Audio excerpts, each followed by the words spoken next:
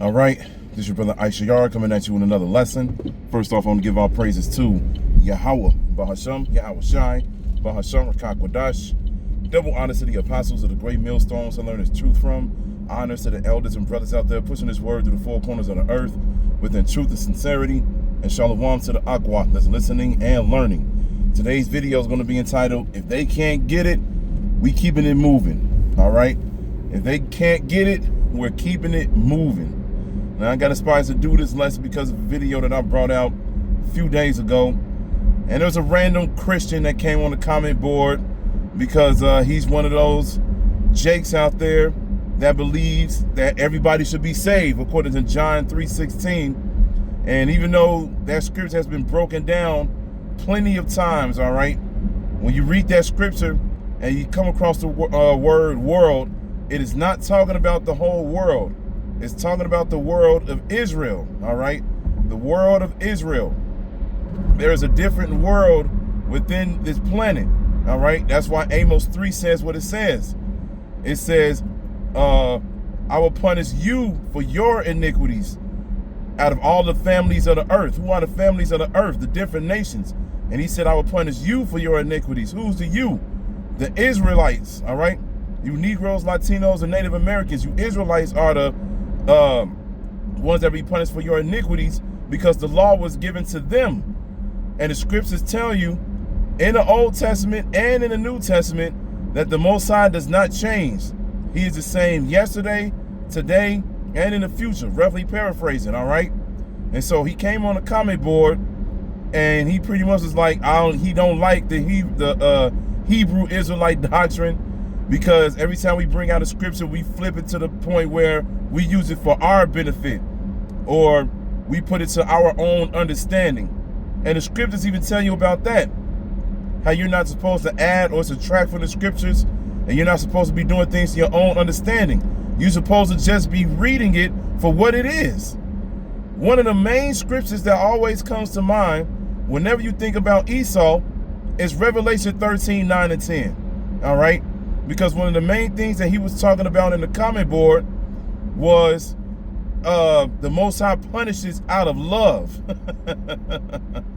And I was like, no, man, the Most High, he hates and he loves. We read the book of Malachi. It clearly says, Jacob have I loved, but Esau have I hated. When you read Romans 9, it goes directly into that everything is for the Israelites. According to the flesh, the adoption, the glory, the dominion, the kingdom, salvation, to the brethren who are Israelites according to the flesh. When I left that scripture, he did not come back with a response, because at first I was just gonna leave him alone. But then I was like, you know what? I wanted to entertain it for a little bit just so I could see where his mind was at. And after that, he started going back and forth. But when I left that Romans 9, he didn't have nothing to say, all right? Because at first he just kept saying everything about the Old Testament. So of course you got to hit him with the scriptures in the New Testament. And going back to what I was saying, when you read Revelation 13:9 and 10, it clearly says, he that leadeth into captivity shall go into captivity. He that killeth with the sword must be killed with the sword. Here is the patience and the faith of the saints. Who are the saints? The Israelites. The ones that truly believe in Yahweh Ba'ashem Yahweh Shai. Those are the ones that's patiently waiting for a certain people to go into captivity and for a certain people to be killed with the sword. Where is love in that? Where is love in putting somebody into slavery? Where is love when somebody's literally getting ready to go through an experience where a sword is going to be swung at them, man? Where's the love in that? And that's in the New Testament, last book of the New Testament. And whenever people read that scripture, it's easily just be like, wait, whoa.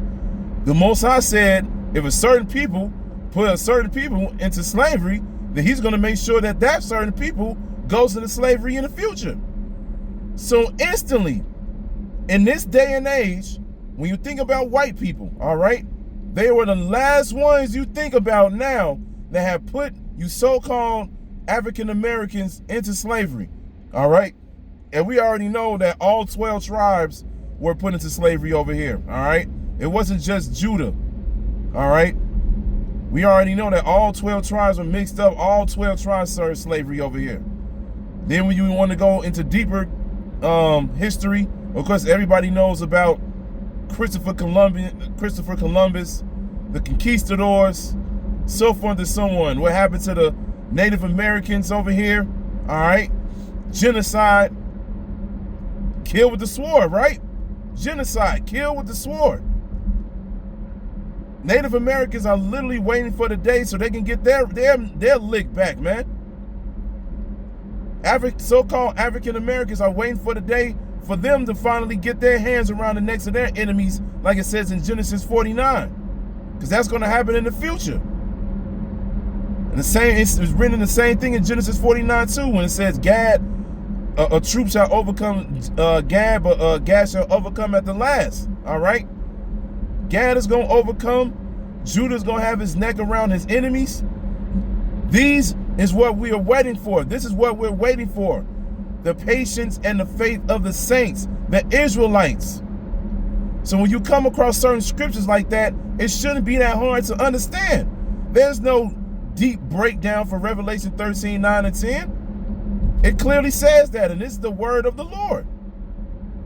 See, the thing is, when Christians come across the scriptures, man, they just want to pickpocket. They just want to pick out the scriptures that they like and then roll with it.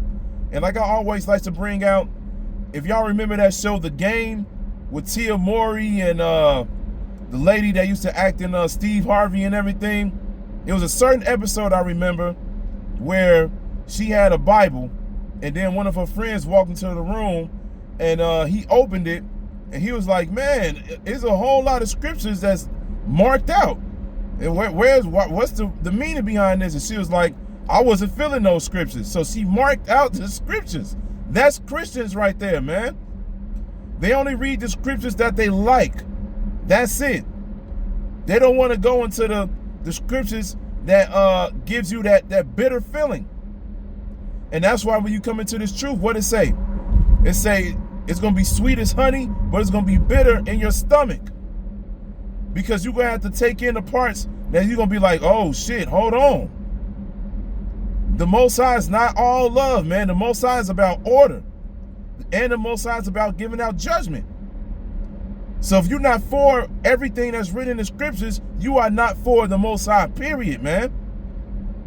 You're supposed to be believing in the Old Testament, the Apocrypha, which pretty much is the Old Testament, and the New Testament, all right? You're supposed to believe in the whole book. When you read the book of Ezekiel, the 3rd chapter, it says, eat the whole roll. The whole roll. All right? And it says you got to call upon the names of the Most High and the Son. It says, what is the Most High's name and what is his Son's name, if thou canst tell? Why does it say that? Because it's a mystery to the people that's not in the truth. Point blank, period. All right?